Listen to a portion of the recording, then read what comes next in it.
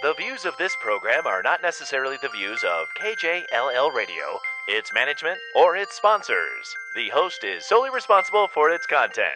Enjoy.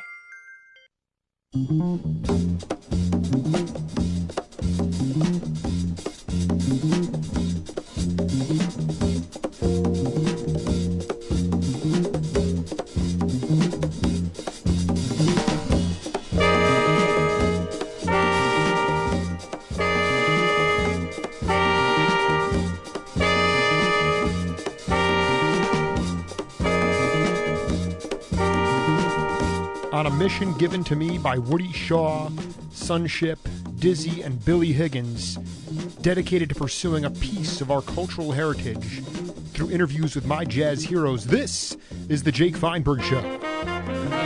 Welcome, everybody, inside the studios of KJLL 1330 The Jolt. This is The Jake Feinberg Show. Sell in because the names Hawkins, Webster, Benny Carter, Fitzgerald, Peterson, Gillespie are ones that are associated with the deepest traditions in jazz. They played and continually evolved to stay current or ahead of the curve. They were the founding mothers and fathers of jazz and paved the way for future leaders in the improvisational music world. Their legacy lives on in large part to their playing and the promotion that comes with that. If you don't have a forum or an advocate for your art, what good is it really? For these legends, they had the strongest advocate in Norman Granz. Granz was a tireless promoter, critic, and transformational figure in jazz. He owned record labels, made sure that his concerts in the South were desegregated, stood up to racial prejudices at home and abroad, and in his own way endeared himself to legions of jazz fans because he promoted the music and the people behind the music. Money was not supreme for Norman Granz. The music was. Today I'm joined by Tad Hershorn, the lead archivist at the Institute of Jazz Studies at Rutgers University, and author of the new book, Norman Granz, The Man Who Used Jazz for Justice. Tad Hershorn, welcome to the Jake Feinberg Show. Well, thank you, Jake. Glad to be here. Just to be clear, can you please explain to the audience how long you've been working on this book? Well, I would say this may have a longer gestation period than a lot of books.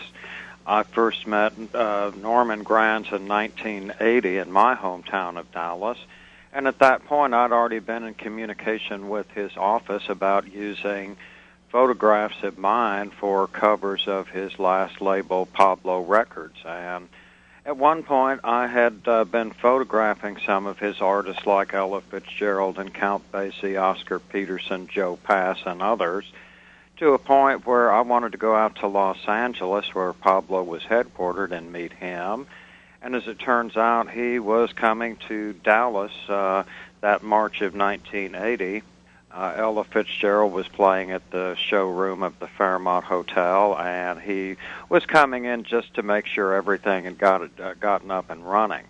And so I went down and met him there, and I met a very dynamic man, and from a year later, I first proposed writing his biography, as I write in the book, with virtually no credentials and a lot of enthusiasm, and proposed it to him again in 1987 when I'd gone out to photograph Ella at the Hollywood Bowl. But it was not until the mid-'90s when I went back to school and finished an undergraduate degree, then got a history master's, followed by one in library and archives, that during the history master's I wrote my thesis on Norman Granz. It got his attention, and by the time I got to the Institute of Jazz Studies, and that was 1996 that I finished the thesis, and got a phone call from him saying I pretty much got the story straight. And when I went to the Institute in 1999, it was then that I was able to really get down to the deep research that it took to write a book-length manuscript, and then luckily get hooked up with University of California, which has great enthusiasm for the story, and ran my manuscript through a process as rigorous as I'd hoped I had adopted in writing it in the first place. And it turned out to be problem-free relationship that resulted in a book that I'm as pleased with as anything I could have possibly done. The book is The Man Who Used Jazz for Justice, and it's a biography of Norman Granz.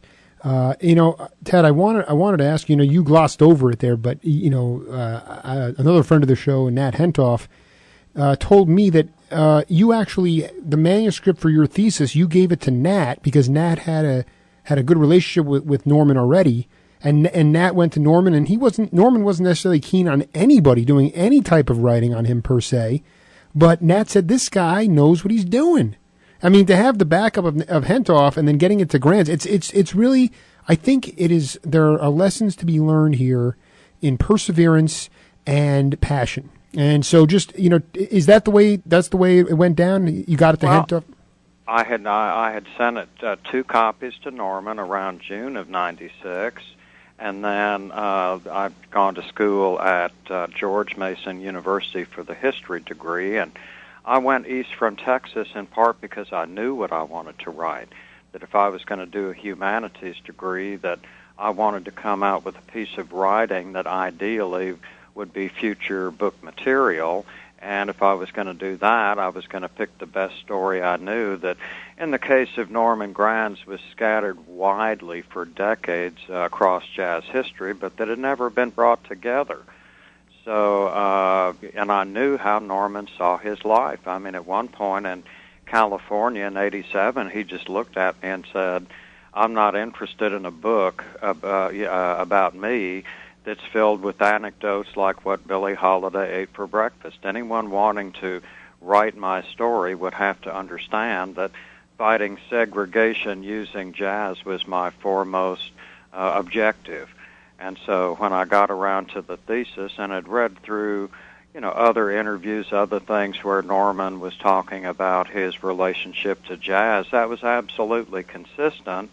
And so I had 3 aims with the thesis. Of course, first was to get a degree, and I did that. Second was to better frame the story. And third was to get Norman's attention. And I think it's fair to say that, no one who had ever approached Norman about writing his story had ever kind of staked out even a basis of how they saw his life, and my thesis did that.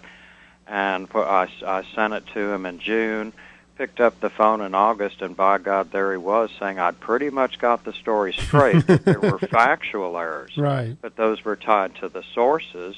But I know from having developed a friendship with Oscar Peterson's widow, Kelly, and Norman's assistant on a lot of his videos that showed up in some in the 90s, some in the 2000s, that it really bowled Norman over. So I think what happened there was Norman called Nat, said, get a hold of me in Austin, where I was in library school, get a copy of the thesis, see what he thought. And within about 3 days of sending it, I came home and there was a message from Nat saying, this is almost ready to go to press. And my attitude was, no, this, under the right circumstances, is the basis to take it the rest of the way. But Norman had also asked Nat just to find out, who is this guy, talk with him, and just get back with me, and then to give Norman Nat's opinion, and Nat, bless him, he just said, this is your guy. So it didn't necessarily, it opened a line of communication. But Norman was always very leery about, about outsiders, and certainly by the time you get around to talking to a prospective biographer, someone like Norman, who was so private and reserved, although he could be, just a very dynamic force, you got to wonder who's going to be preserving your legacy, your story, and I just tried to take that sense of responsibility and how I approached writing the life of Norman Granz. One final thing on just sort of the relationship between you and Granz, because this is fascinating for me. You guys never became, great friends. I mean, he, like you said, he was always leery of outsiders to begin with, but in many ways, that distance really allowed you to keep that professional edge. Well, I would have done that no matter what. I mean, my background, I grew up in a family of journalists. My father was a national photographer out of Dallas, and my mother wrote for newspapers and Billboard and People magazine. So I had a pretty strong journalistic ethic. Just growing up, I understood that.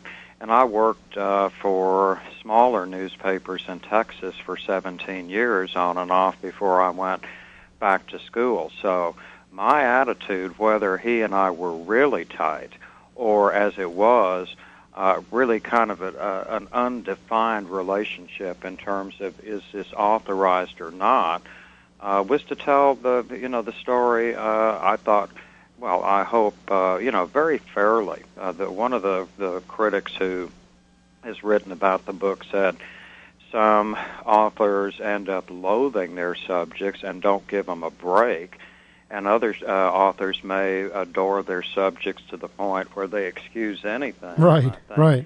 If you go through, you find examples of just the kind of confrontational style that was really the legend of Norman Granz over 50 years in the business, and certainly, the kind of stamina and conviction that it took to enforce his code of racial justice. And in your introduction, you say in the South, but he started doing this in Los Angeles from the beginning, and he considered Los Angeles to be one big Mississippi. Wow. And a lot of these episodes where, Norman would step into the breach in terms of how his musicians were going to be treated were really all over the United States. Certainly you can find the most egregious examples in the South. But we're still talking about someone who put an anti-segregation clause in his contracts in 1946, 45, around in there, and never wavered. He did not wait to put that in his contract when Jazz at the Philharmonic, his equally legendary touring jazz concerts, he didn't wait until they were successful. That was his ethic going into it from the start. Everybody, well, I shouldn't say everybody, but, in my readings, the famous event in Houston that occurred when, the police wanted to, they basically put a pistol in his stomach, and he said, go ahead and shoot. Because, right. He was a man of principle, and he was willing to go to bat for these legendary, really original founding people of jazz.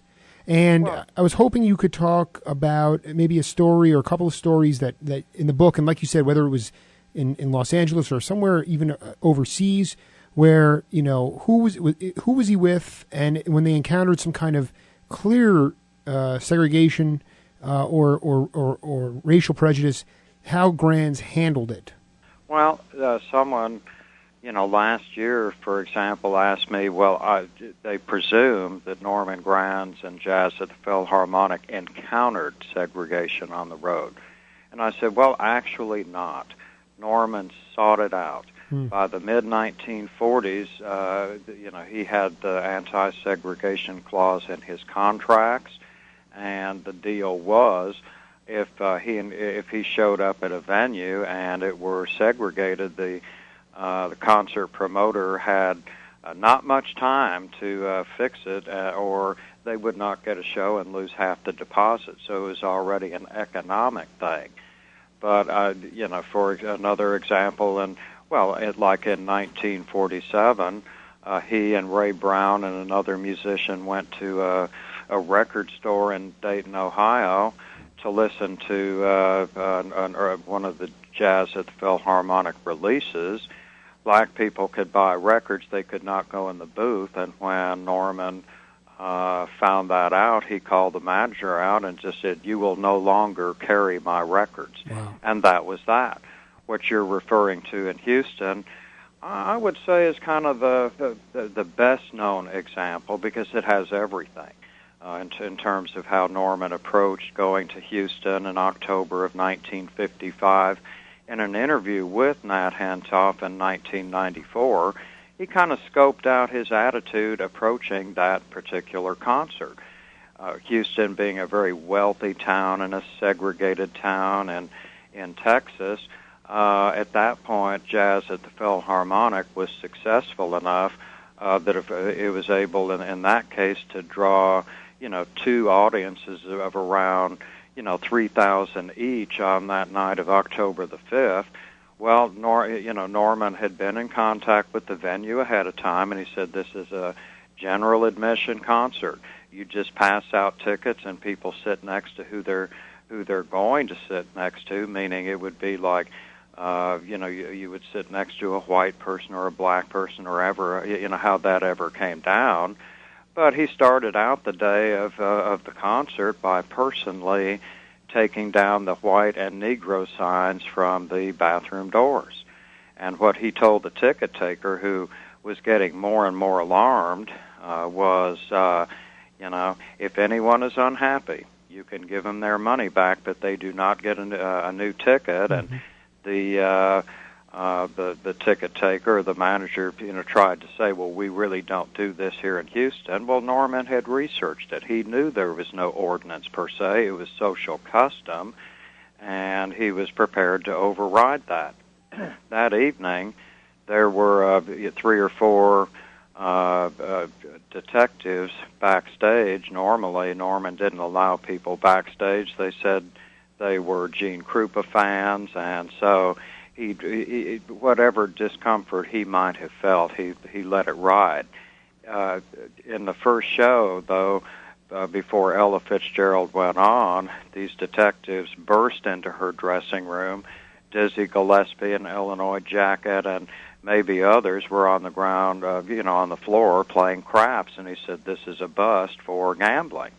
At one point, one of the detectives went over towards the bathroom door, and it didn't take much to figure out that they might have just wanted to plant dope, and Norman interposed himself between the door and the detective, who pulled out a gun, put it in Norman's stomach, and said, I ought to shoot you. And Norman just said, well, go ahead. But before you do, I'm going to go out and cancel the first show right now, and then I'll cancel the second show. That's your problem. That's the manager's problem, to have 6,000 unhappy people.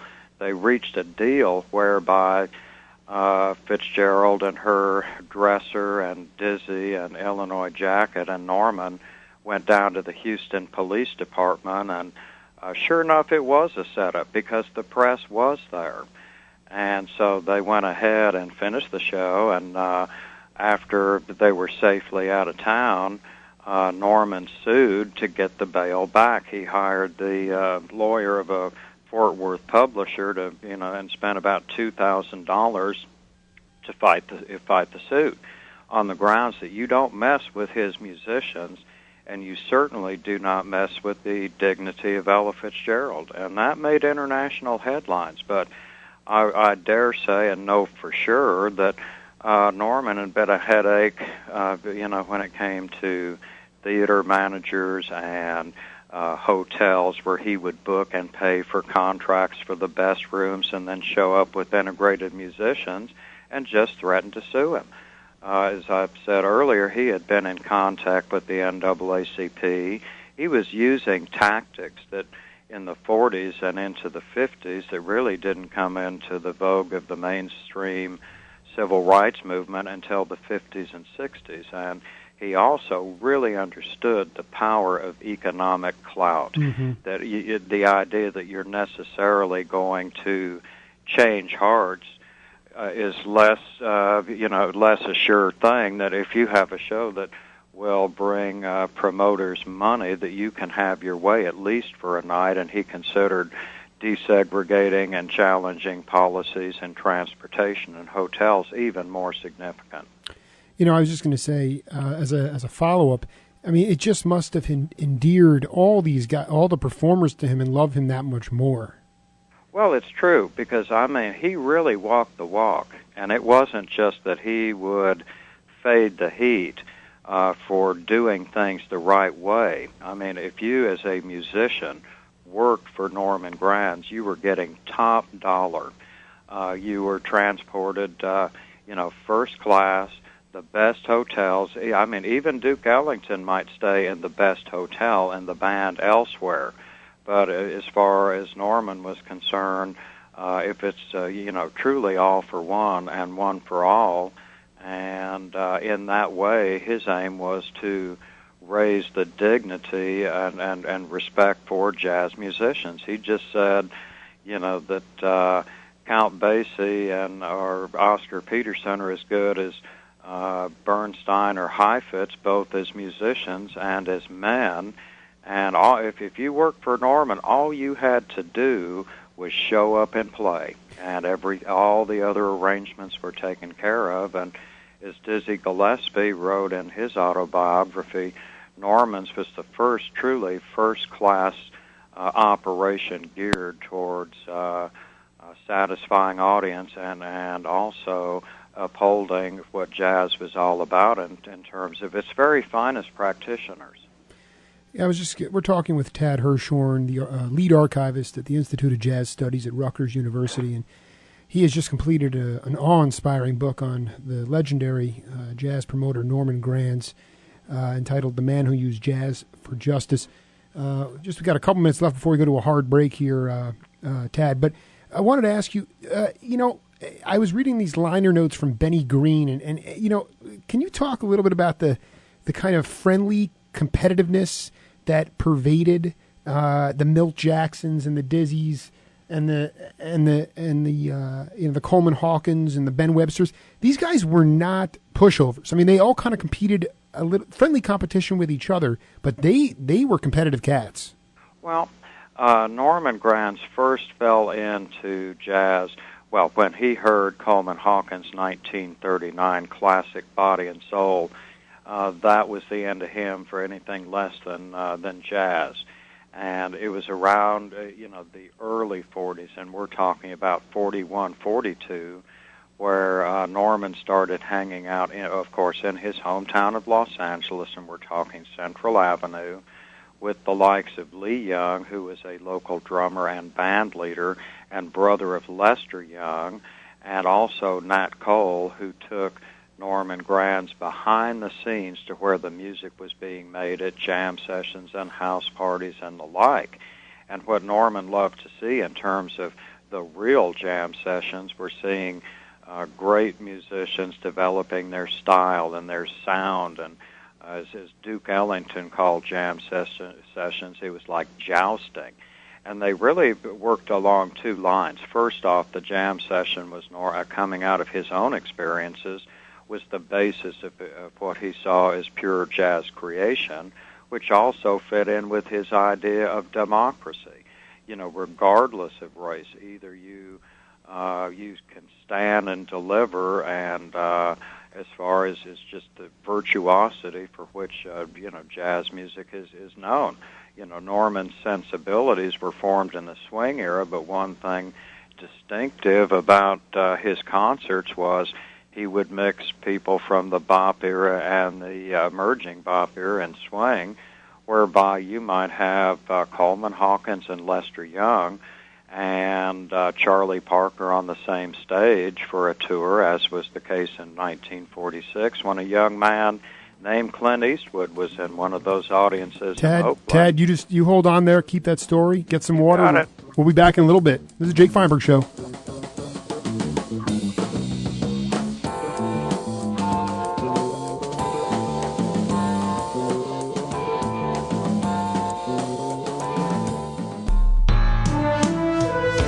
CNN Radio. I'm Barbara Hall. Muammar Gaddafi's son, Saif al-Islam Gaddafi, is now under arrest in the mountain town of Zintan. He was captured Saturday by revolutionary fighters. CNN's Matthew Chance reports Gaddafi's future is still unclear. I think the big question now is what will happen to Saif al-Islam Gaddafi. Will he be handed over? Will he face some kind of trial? Or will he sort of meet the same fate as his father did back in October? The International Criminal Court is pushing for his extradition to the Netherlands. There was a tragic accident today before the annual Harvard-Yale football game. A driver of a U-Haul lost control as he was pulling into a parking lot. One woman was killed. 2 others were hurt. A wildfire burning near Reno, Nevada is now 65% contained. The new Twilight film Breaking Dawn Part 1 brought in a hefty $72 million Friday. This is CNN Radio. Grainger, the best resource for all your industrial supply needs, offers a service called Keep Stock, which helps businesses manage inventory, making it much easier to know what you have and quickly order what you need. They can help you put a method to the madness of tracking, organizing, and ordering any size inventory, turning even the most intimidating storage space into an easy-to-maintain supply paradise. To find out more, visit Grainger.com/keepstock. Grainger, for the ones who get it done.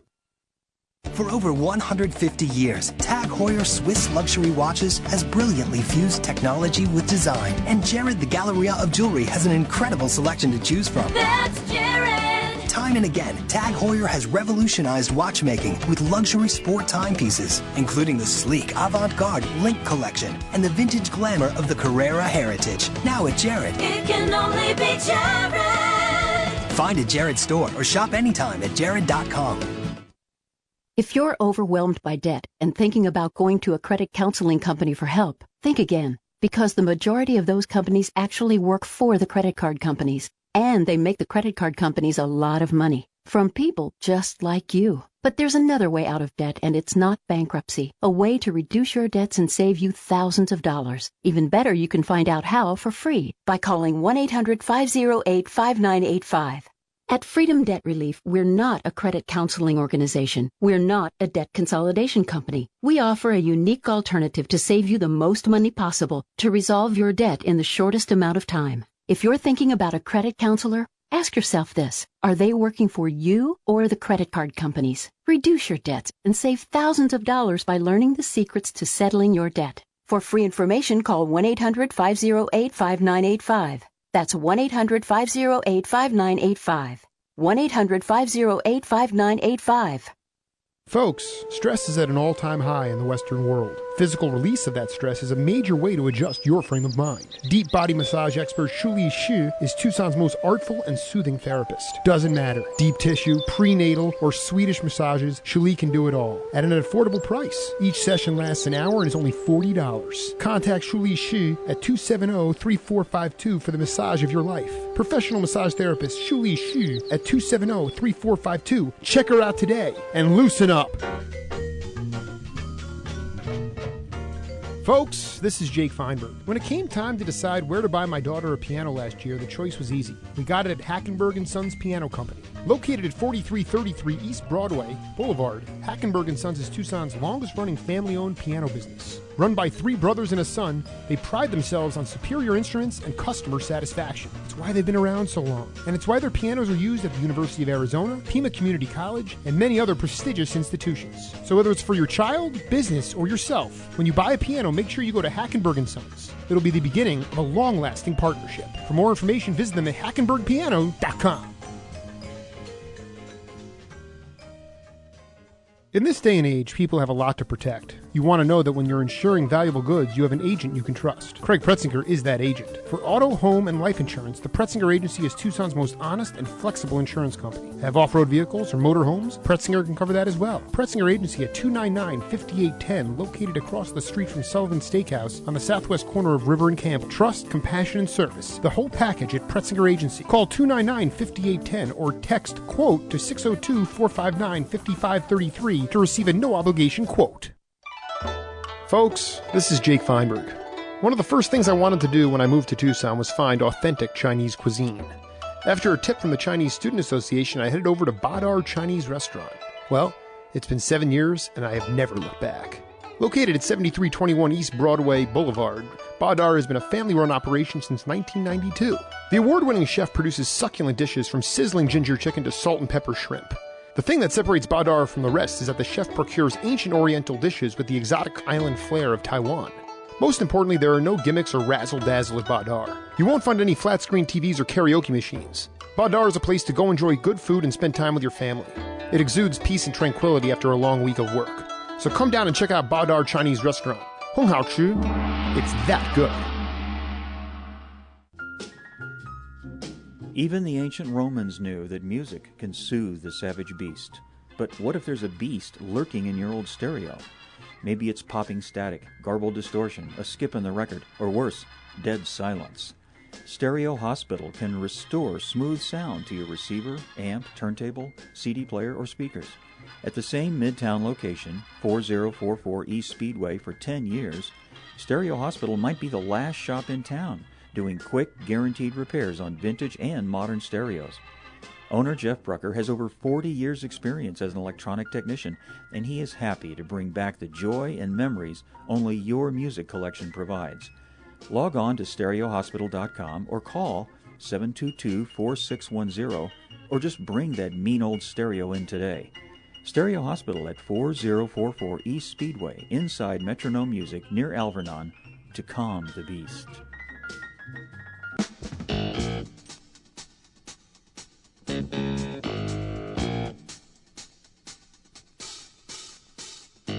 If you're not part of the solution, you're part of the problem.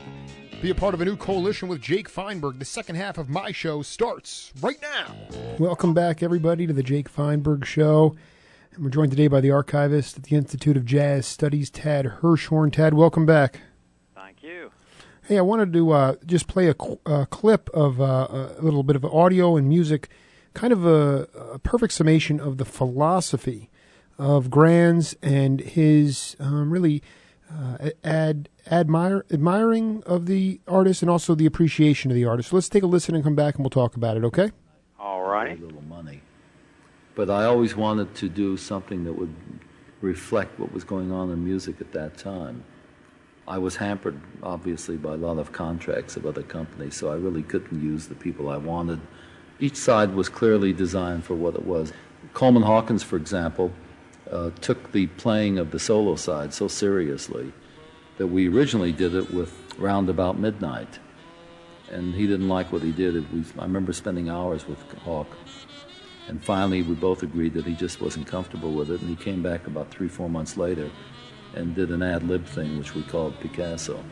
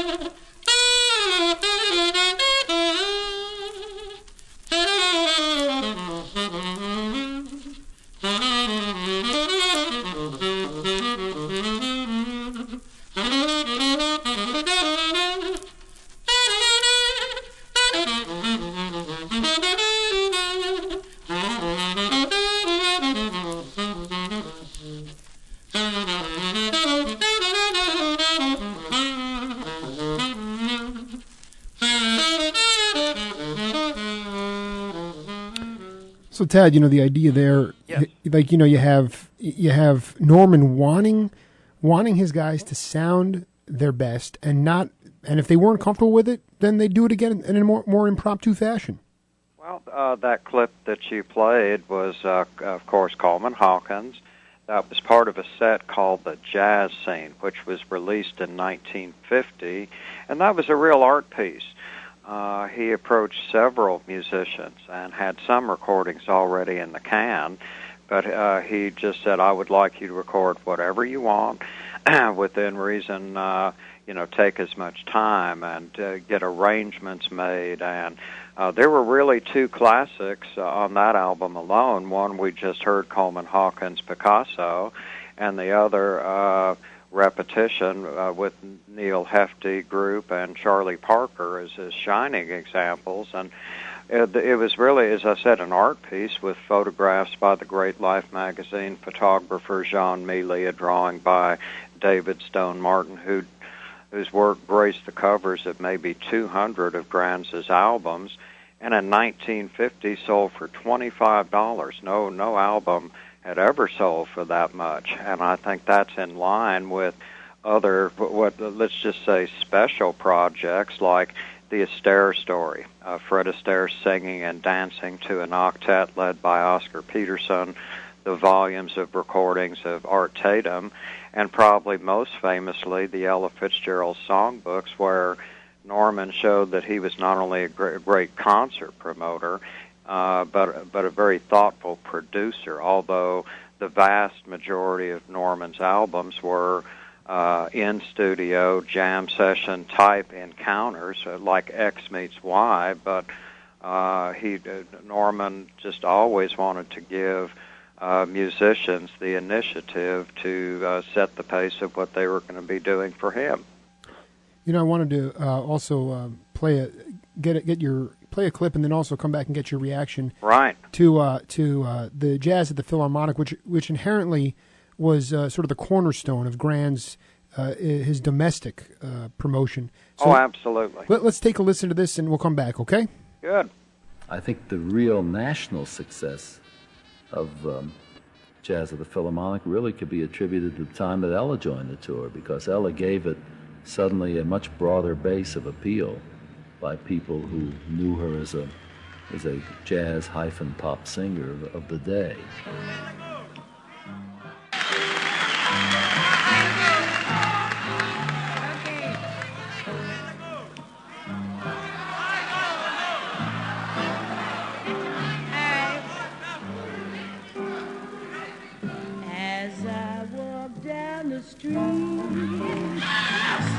Everyone I meet gives me a friendly hello. I guess I'm just a lucky soul, and so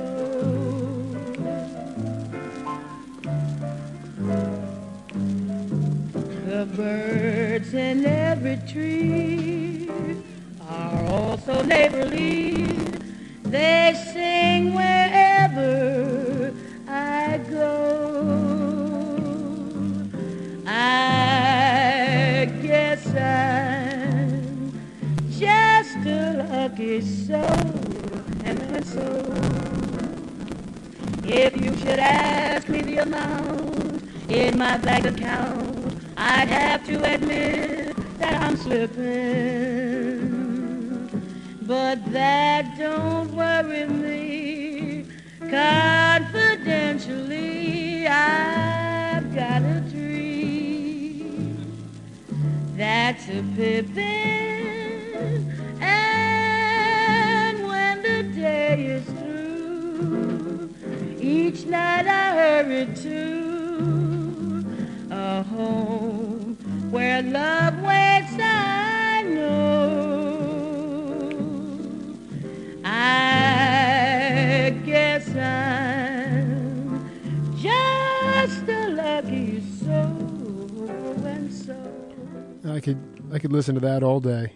Man, isn't that something? Oh, that is just, I mean, it's just melted butter. But the thing that caught my attention was that he said that things didn't really take off until Ella joined, and I wanted to ask you, what were some of the hang-ups prior to, I mean, getting Ella on there gave it a cross-music appeal, but where was the Jazz at Philharmonic prior to Ella joining the Granz stable? Oh, I think highly successful. Mm-hmm. You know, it's almost like saying, how does Ella's output on Verve compared to her output on Decca? And Norman certainly had respect for Milt Gabler and what he did with Ella in the late 40s into the 50s. But, anything compared to what Norman did with her, which was so unique. And you could say the same thing about when she joined Jazz at the Philharmonic for the in February 1950 or 49, and then again the following year when Oscar Peterson joined in September of 1950 after a debut at a JATP concert in September of 49 at Carnegie Hall.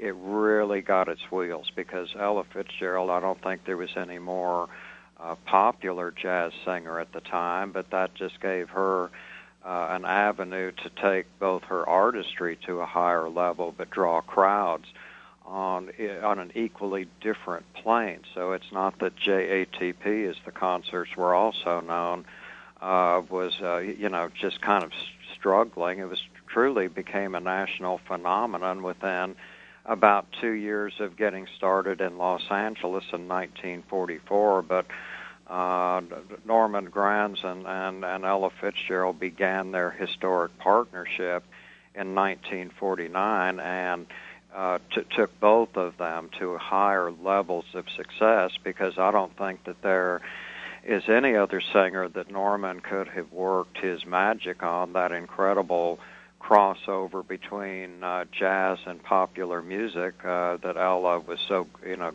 gifted with. She was also a charismatic performer. And likewise, when Oscar Peterson joined in 1950, he was kind of like the prayers had been answered, because in the early days, Norman Granz said that Nat Cole was probably the most key ingredient from the days when Norman started booking freelance jam sessions in Los Angeles as a UCLA student. And Cole was on the first jazz at the Philharmonic, but sooner or later, Cole's popularity took him far astray from his mainstream roots in jazz as an innovative pianist, but he also was one of the great singers. So with the arrival of Oscar Peterson, here's someone who could play trio. He could do the ballad medley behind all the great soloists, and he could do it all. He just kind of assumed a special role every year as the tours were getting organized. So it's not that JATP was particularly down at the mouth, but just became that much more an attraction with Ella Fitzgerald.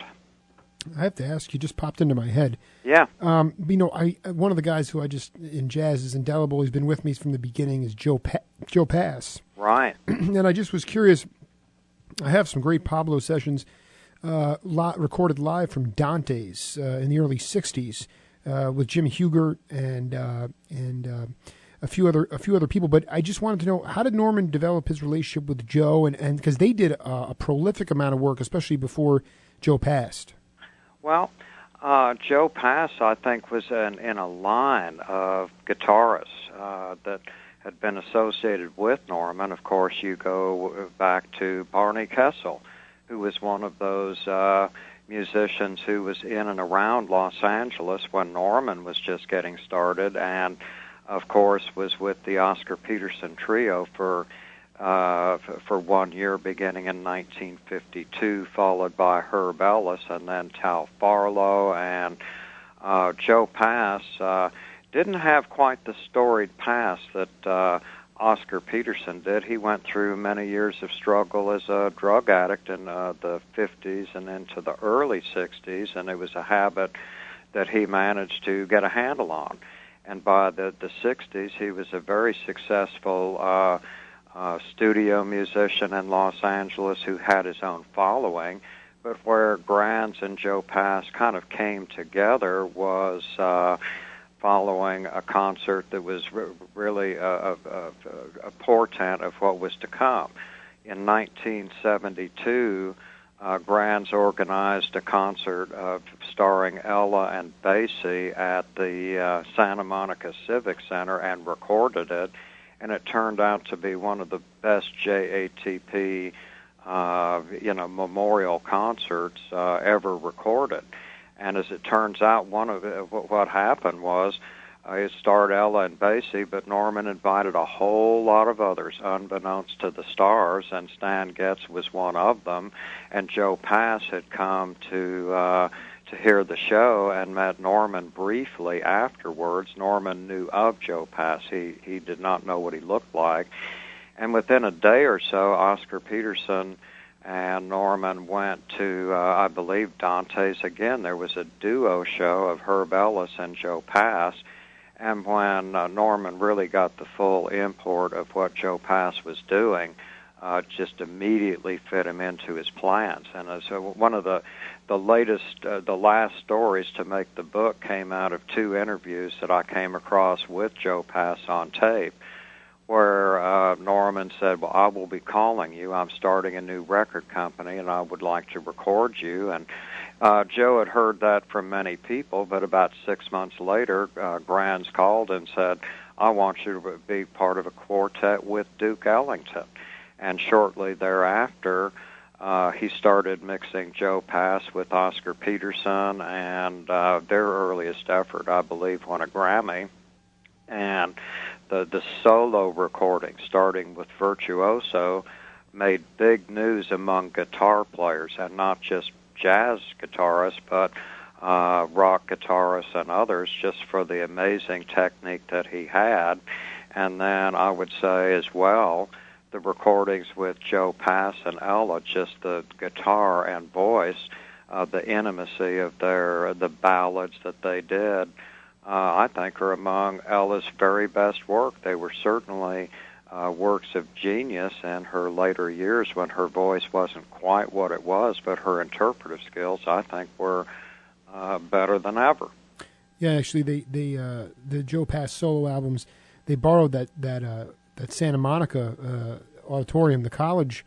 I know that Pass did a few records from like Long Beach City College, right? Solo, great, just fantastic stuff with the not the intimacy of the studio, but actually the raw emotion of the audience as well, which is just really outside the box. I you know, Tad, I wanted to ask you, you know, as I did more and more research for this interview, it was amazing to me that here's Norman Granz in the 40s and the 50s, you know, really helping these people propel their careers, and in some cases like Art Tatum really expose them for the true genius that they were. And then as we got into the 70s and early 80s with Pablo, he's trying to keep tradition alive. You know, it was in a remarkable sort of cyclical thing. I was hoping you could comment on that. Well, I mean, to say the least, and it's beyond cliche because it's true. I mean, starting in the late 50s with the rise of rock and folk, and certainly by the 60s when rock just blew out about every other form of popular music, a lot of jazz musicians were really having to scramble. But I think Granz saw an opening in the early 70s that there was still an audience for the type of jazz that he loved, and felt that there was still more that he could do in terms. He was still a very, very busy concert promoter in Europe and in the United States. And the thing is, by 1972, 73, as Pablo is kind of coming together, he did not need to go into the record business again. Norman Granz, I mean, he made his biggest money in art in the 1960s. He developed a world-class collection of modern art and actually hung out with Picasso, who Pablo Records was named for. But I think when you think of Norman, you think of someone who, a very principled man in terms of how he was going to do business. He was an entrepreneur, but he was also a patron of the arts. I mean, his attitude was, if there are 5,000 people who want a Tommy Flanagan record, he was going to produce one and keep it in the catalog long enough where it would turn a profit, because the production, costs were minimal.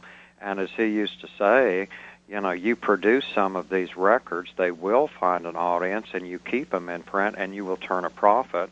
But for traditional record man, he just said they thought I was crazy. But in terms of how to make money and make art and to respect the artist, there was no one quite like Norman. He really extended himself and was more than willing to take a loss when that cropped up, because he just felt like these musicians who, in the case of the Pablo years, who had laid the foundation, Basie, Ella, Oscar, Duke Ellington, Dizzy Gillespie, Benny Carter, go down that list of people who were on that label, and that was I think his last really major contribution to jazz history.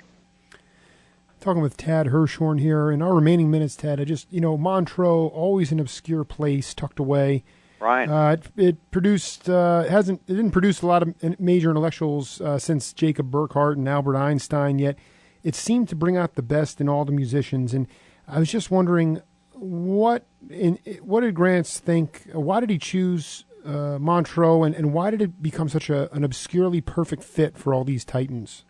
Well, it was already a relatively successful festival, and from what I understand, Norman brought those guys in virtually for free and recorded all of those programs and put out volume after volume of these jam sessions, and that's the years that I first started listening to this stuff. And as I said earlier, my mother was an entertainment writer for the Dallas Morning News. I used to review those records under her column head, and that's what turned me on to, first, a lot of those artists and to Norman, but just, help shape my taste for years to come, and certainly undergirded my own determination to do the grand story. I just wanted to read something. This is from the 1975 Montreux Jazz Festival, quoting, "This is the greatest festival I've ever been to in my life.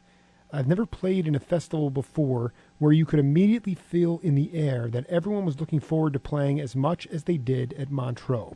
Yeah. And that was from Oscar Peterson. And it just seems to me that, on top of everything else, whether it was the taking care of musicians and always giving them first-class accommodations and always advocating for them, or surprising them by bringing in Stan Getz. Like, I didn't know that, having a duo, but then bringing in surprise guests. Sure. He just had this way of sort of keeping people off balance, but then just constantly surprising them in an absolutely perfect way. Tad, before you go, talk a little bit about how you feel in about a minute about completing this. Completion is a big part of our society. A lot of people have a hard time completing stuff. You did it. How do you feel?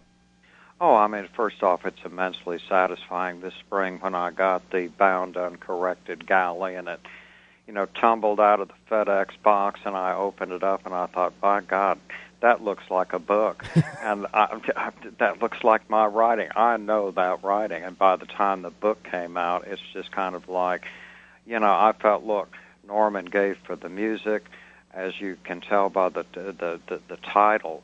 He really stood firm when it came to saying that jazz music and jazz musicians were of the highest order, and protecting their dignity and knocking down walls. Like, if more people across American society had done that in those days, we'd have a better country, and that just meant that I would see this through until it was done, and I just couldn't be more pleased.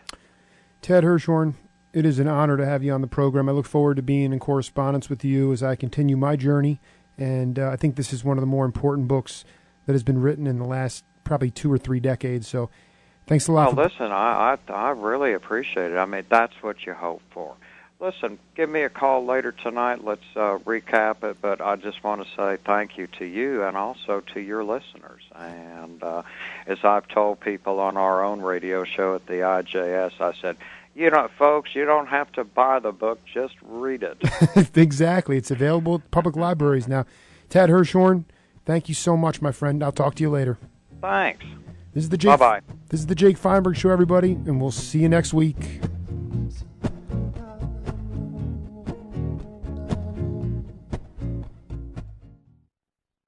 KJLL, South Tucson.